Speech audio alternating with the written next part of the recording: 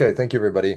Yes, and thank you, Basilika. Thank you, Anna, for inviting me. Very happy to be here. Yes, as Anna said, so basically the talk, I'm going to try to do several things at the same time, and what I'm hoping to do is basically introduce you Contribute guys to to the the field site, where I'm methodology. working, why I'm working there, and then run through this general where my colleagues and I are developing kind of a general framework for thinking about cultural change, not all cultural change, but a specific type of cultural change, which we're hoping will help organize studies and theory around this kind of cross-cultural work. So I'm going to run through the field site, then I'm going to run through the theory, and then I'm going to run through just a couple of brief examples of the studies that we've been running. I believe this is in reverse of the order I said in the abstract, but this ended up being more, I believe, more efficient. Okay, so all right, let's kick off. This is just a brief introduction to who I am, what I do. I've got a bachelor's, a background in philosophy and psychology. Developmental psychology is my sort of home discipline, but now I'm on my second postdoc within this cross-cultural space, and I'm at this point a co-director of the field site that I'm going to introduce to you now. So this field site I co-direct with Helen Davis, who's at Arizona State University. It's located in Namibia. This these slides are for a less international audience that sometimes need help finding where Namibia is. Um, so we're up in the Kunene region. It's actually both sides of the Kunene River. So it's both Angola and Namibia. We're based primarily in Namibia, but we work in Angola as well. Um, so this is kind of the region. We're based in Apua, which is this developing town. Here's a drone shot of what it looks like. This is kind of this mixed, rapidly scaling, rapidly urbanizing area. But the rural region where we work is populated by a number of traditional communities, primarily the Himba, but also Chimba, Zemba, Twa, all related Bantu groups within this broader region. Um, Many of whom are so sometimes we're working in the rural schools. So as you can see, these schools, the thing that characterizes this region is that it's very, as you can see, it's very sparsely, the vegetation is very sparse, and the traditional communities are pastoralist. So the life in this area is characterized by enormous distances. Everybody travels enormous distances with these large herds to feed the herds. And these schools, when they're built in these sort of communities, are located miles and miles and miles away from everything else, right? So kids can come from like that mountain far there to the school to live there for several days of the week. So this is just like giving you a background on what this kind of looks like. This is one of the schools that we work with.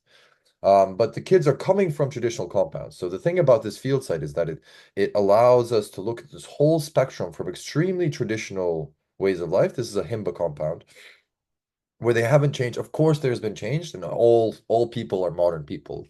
But in many ways, their sort of traditions and patterns of life have been conserved for very many hundreds of years. But some populations are now rapidly drifting into urbanization, rapidly changing their ways. Cell phones are rapidly shifting across the landscape, and so on. I'm sure a lot of you are familiar with this kind of dynamic. Okay, so that's kind of the territory we work in. This is the field site that we've been really rapidly kind of developing. So we're working to make this a sort of permanent established field station. If any of you know the Chimane Health and Life History Project in Bolivia, that's serving as our model. So it's a full-time 12 months out of the year data collection, continuous data collection when we're not there. We have a permanent staff. We have one field manager who's local, and then six RAs who are also local. Ongoing data collection. We connect with them through video link to update surveys and this kind of thing. And of course, we're out there, whatever, a combined probably 4 months out of the year.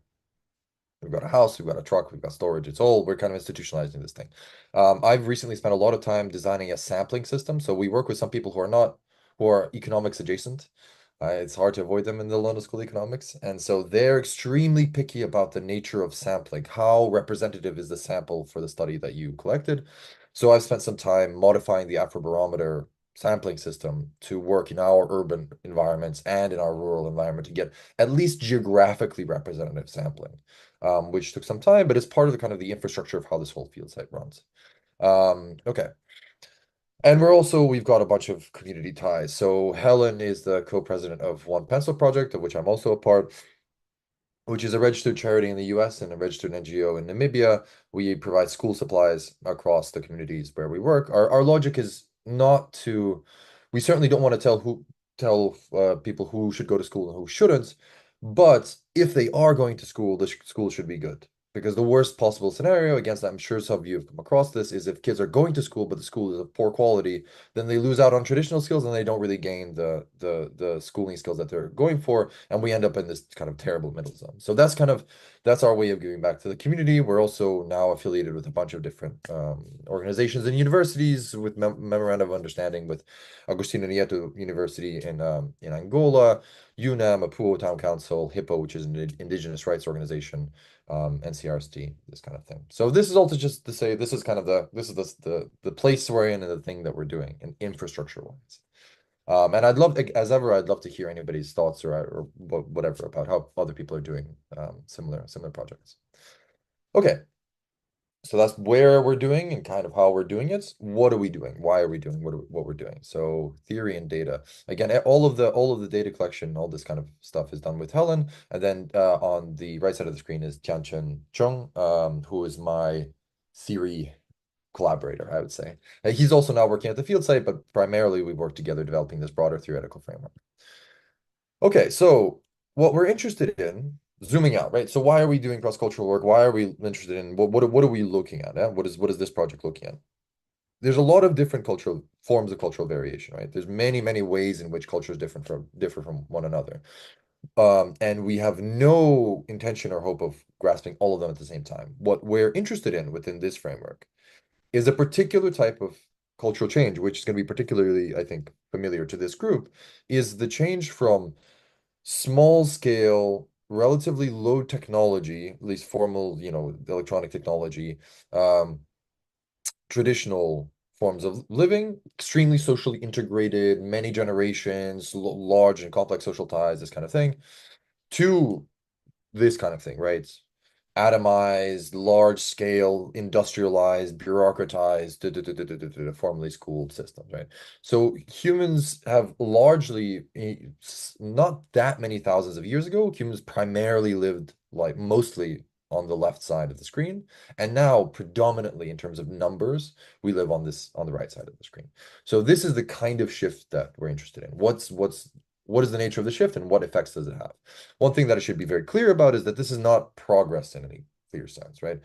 I don't know what progress is, but there's no simple definition of progress onto which this transitional match.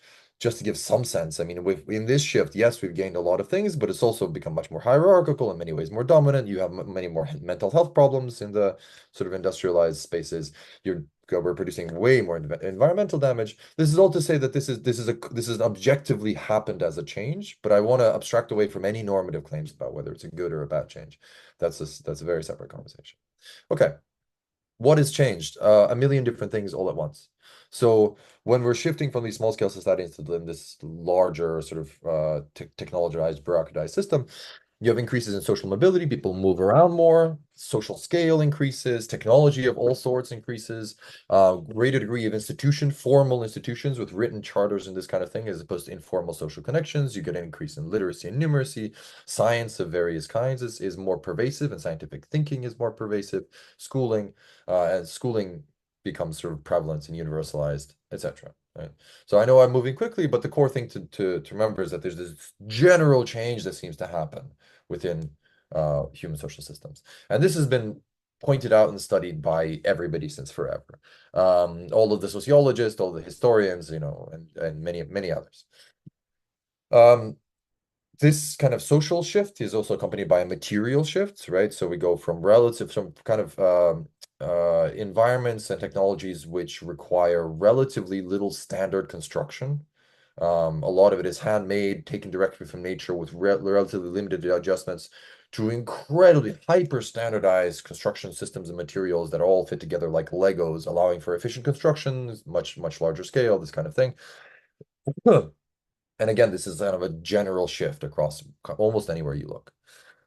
Okay, so Finally, the last sort of important thing to really pay attention to within this framework that highlights is this shift from the way people learn. People traditionally learn from an in-context kind of apprenticeship, if that's the right word. You just persist in the community and you grow into it. Barbara Rogoff has, particularly good material on this kind of thing into formal schooling, right? Formal schooling is this like way of learning about the world where you're separated away from the community, you learn abstract information, you switch between these like lessons that have completely different content, from music to gym to mathematics to whatever.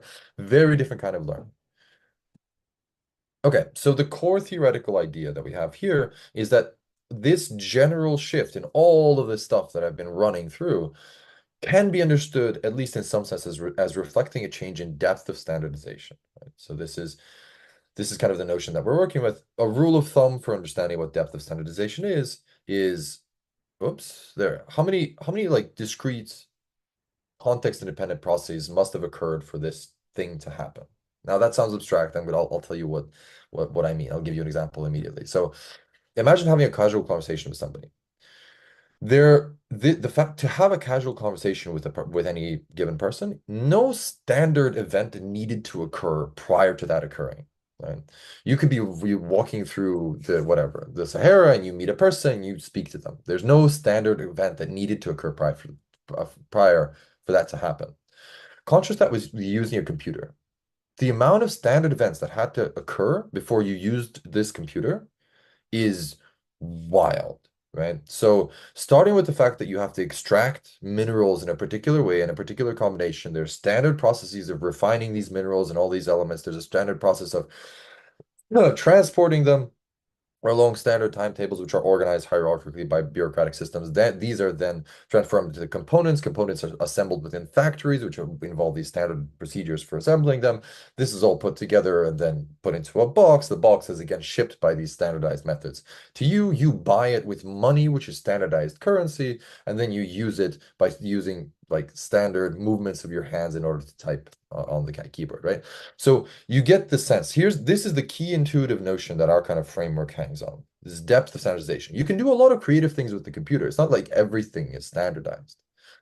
But the major transition, our claim, or our idea, our proposal, I guess, and this is something I'd love people's thoughts on. Our thought is that a core thing that's happening here from this major sort of cultural transition is that we're increasing in depth of standardization, right? So you go from, so here's a bunch of other examples. So playing in nature requires very, very little standardization. Using stone tools requires a little bit. Maybe the way that you like nap them, that you chip the flint is slightly standardized, but it's not very, you're still taking materials directly from nature. Fine making same thing. Checkout counters, the interaction is somewhat standardized, the money is somewhat standardized, but it's still not fully bureaucracy using Lego. Hopefully you guys get a sense, right? So for any given object or interaction, we can give a rough, just intuitive sense of how much standardization had to have happened for it to proceed, right? And the idea is that a core thing that has happened from living like this to living like this is that there's been in this radical increase in depth of standardization. Just the general environments in which we live, everything we interact with, every interaction we have, it comes more and more to depend upon these layers and layers and layers of depth standardization. Again, no relationship to progress in any meaningful sense. It's just an objective transition that we would want to say that this occurred. How does this relate to cognition? Well, the human mind is notoriously able to and has a tendency to adapt to its environment. We learn different languages on the fly. We learn cultural customs on the fly, right? Every person that's born and raised in a different place adapts to this time and place to an incredible degree. Of course, we have, some universal human nature in one way or the other, but to an incredible degree and to a much greater degree than any other animal, we adapt to our environment. So if that's the case, and we've seen this huge change in depth of standardization across this kind of cultural shift, we should predict that there should be distinctive cognitive patterns of adaptation to one side of the spectrum as opposed to the other. And here we can actually go into some I'm not going to go into this for sake of time, but there's actually computational principles that are pretty simply described in terms of what is more efficient in a more standardized world. If you have a world with many repeating objects and many repeating instances, there's certain things that are going to be computationally more efficient for your mind to do than if you live in a world where every instance is kind of unique and you need to treat it especially. So in a standardized environment, it's more effective to think in abstract categories. It's more effective to use the same category over and over again across instances because instances are less likely to vary. Same thing with generalization. It's more effective to generalize. It's more effective to pay less attention to context because context is less likely to matter because everything tends to occur in a standard way and not be affected by context. Same thing with paying attention to individuals. And there's just, excuse me, excuse me. Um, there's also a much greater reason to switch between these discrete contexts, right? To have one standardized interaction. So you buy something in a store, you've had this standard conversation, and then you walk out and you talk to the police officer that's giving you a parking ticket. That's another standard conversation. It's not that you have to bear in mind, okay, what like kinship relationship does that store person have to the police officer such that I have that in mind when I'm communicating to them to the both of them. No, you're just switching between these standard, relatively standard interactions. It is not the case, again, by the logic of adaptation to different environments, it is not the case that this kind of thinking is generally good. Or at least it's not a priori the case, right? So, for example, sitting in a bureaucratic institution like the DMV or whatever the local abbreviation is for the place where you get your driver's license, all of this is useful, right? You should think about this as an abstract thing. You don't try to personalize your relationship with the person behind the counter. This is just, you need to fill out the forms. They need to process the forms. You need to get your license, which is going to come to the standardized thing. That's the efficient way to think about this. But if you're living in some traditional context and you're living in a much more complex world. You're living in a world where all of the interrelationships matter. All of everybody's past histories and relative status matters. All of this has to be constantly integrated in order to efficiently and fluidly process the social situation in front of you. Bourdieu is, I think, for me, a wonderful person here in terms of describing this kind of context. All of this type of thinking becomes questionably useful. If you're just going to abstract like this person as, oh, he's like person A of social status B, you're going to cut away an enormous amount of important social context. So the point here is that going back, we're looking at this general transition increases, and it's not exactly increase in social scale, but this increase in depth of standardization that seems to occur across time. That's going to produce a different kind of environment for people across domains, across all of these different domains. You're going to be living in a different world as we do in these standardized environments than we did in the more traditional environments, than people do in traditional environments. And there are going to be different things, different ways of thinking, different patterns of cognition that are adaptive in these different spaces. So this is the basic logic of the framework which we're trying to sort of spell out. And there's much more detail, and we can go into whatever depths people want to go into. But that's the core logic of how we're setting this up. The thing is that as people here will be all too aware, almost all of the data in cognitive science and in medicine and in everything has come from these high depth of standardization environments, right? So a core question is when, like, to what extent do what we think about as normal development, which is all of the data we've collected so far, almost all, right? How much of it is actually reflecting adaptations to these high depths of standardization environments, as opposed to reflecting normal, typical human development, human qua human development, right? Universal human development, right? And a particular driver here of this kind of change is formal schooling. Here we're standing, I mean, in all of these theoretical modes, we're standing on the shoulders of giants. In particular, here, this kind of part of the framing, and much of the empirical work is drawn going back to Vygotsky, Bodo Luria, Cole, Greenfield, Joe Henrik, who I still work with, have done a lot of work pointing out that this kind of transition is the case. And here we're trying to package it into a single theoretical framework about depth of standardization. Okay. So depth of standardization is this framework for understanding this type of change across domains. It gives us systematic predictions, computationally tractable predictions about what's going to be more efficient in what kind of environment. And then what we're doing is testing it within this dedicated field site in Namibia and Angola, where we have this transition where we can observe this kind of transition, or at least different states along the spectrum within a single location. Okay, so oh, I didn't highlight enough the degree to which schooling is important. Schooling is particularly important because if you think about the degree to which schooling standardizes cognition, it's kind of remarkable, right? So like all the lessons are standardized, and the core things that we learn in school are mathematics and literacy, which have standard symbols, which have standard interactions, which have standard ways of behaving.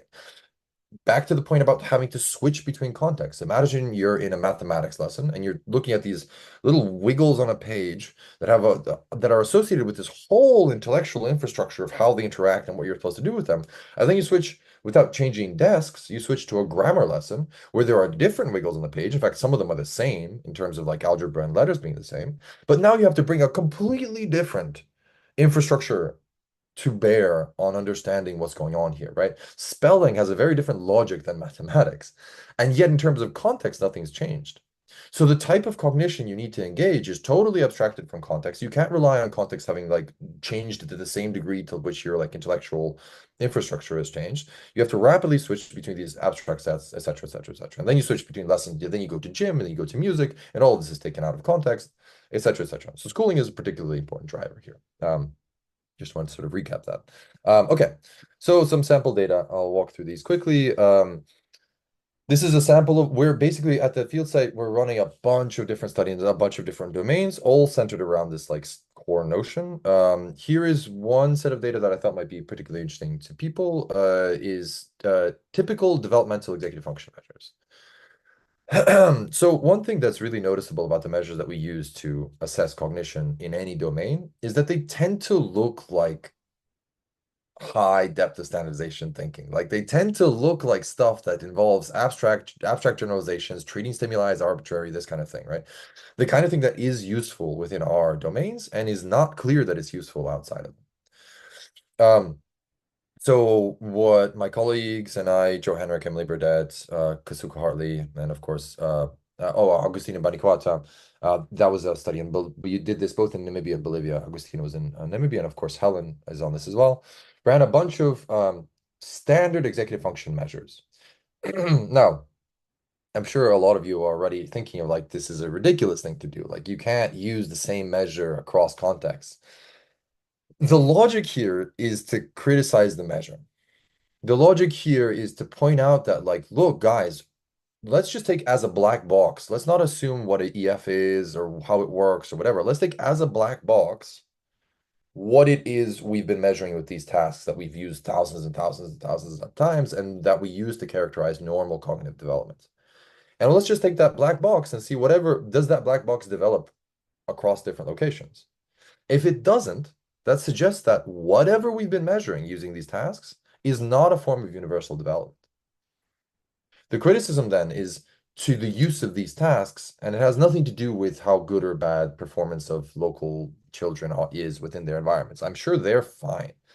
The point is that have we been measuring something that is sort of universally tractable, universally important, or are we measuring these adaptations to this high depth of standardization environment? So just to use one example, dimensional change card sorts. Anybody in the executive function literature will be very familiar with this thing. Basically, you have these cards and you match the bottom cards to the top cards. In the first phase, you match blue boat to blue rabbit, red rabbit to blue boat. Oh, sorry, blue boat to blue rabbit, red rabbit to red boat. So you match by color.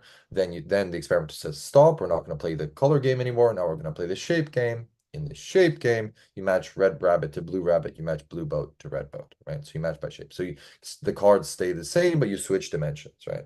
And so from the preceding, we already might have an intuition that this is like, it's a very peculiar thing to be doing, right? So you're just abstracting away context. The rules that were initially mattered no longer matter for some reason that's never explained. And now you have to play by different rules with the same stimuli and pretend like this is normal, right?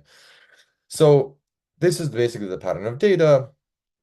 I won't go into the details of what's going on here, but effectively you can see, right? So the UK sample is at ceiling. This is replicating a million other studies. UK is at ceiling by age 5. And then you have these huge differences with the other populations. Notice that the kids in the Namibia, Kunene is the region in Namibia, the Kunene kids who are going to school look much more like the UK sample.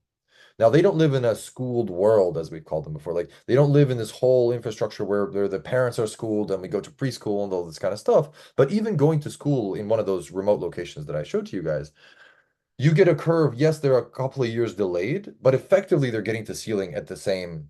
They have the same basic pattern, this like step shape pattern as the UK sample. Whereas the kids in Bolivia and the non-school kids in Cunene show a really different pattern of development, right? You don't reach ceiling until like the teenage years, which if we took the test seriously would mean that like all of these teenagers are in danger of some severe cognitive, like profound cognitive delay, which is nonsense. I mean, these guys are like living perfectly adjusted and, functional lives. The point is that this test clearly, at least for us, for our interpretation, is measuring something that is not developing universally. The analogy I like to use is like doing a pirouette, right? So in a ballet, you stand on one leg and then you twist around on one leg. Imagine this graph where the metric is how good you are at doing a pirouette, and then you're comparing kids who are in a ballet class with kids who are just like in a normal school, right? It would be silly to say that the kids in a normal school that they're, I mean, kids' motor development improves across these ages, and so they're eventually going to be better at doing a pirouette than not. But there's this whole set of kids who are in dedicated ballet class, which is exactly what they're being taught. And to say that the other kids are delayed is absurd.